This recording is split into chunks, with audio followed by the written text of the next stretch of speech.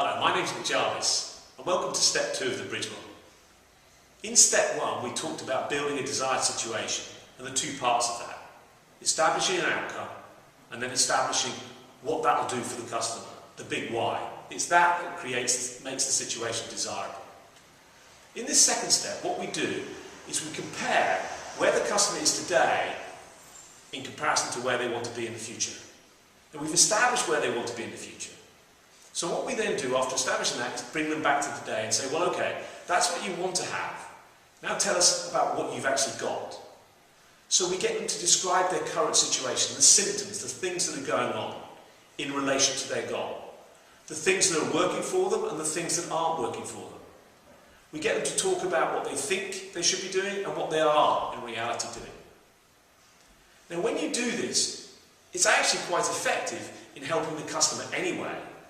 But it can be much, much more effective if you can dig deeper, if you can begin to go underneath the symptoms that they're presenting to you, to the cause. So for example, a customer who wants to lose weight might be saying, well, at this moment in time, I'm eating the wrong foods. So probe what foods the customer's eating. And the customer might tell you that they're eating lots of sugary foods, or they're eating too much carbohydrates. And then you begin to ask them and understand why they're doing that. Because actually work on the basis most customers know what they need to do to change. And they might just say it's convenient, it's something easy for me to do. Now as soon as you get into that point, you're beginning to identify the things that they really need to change.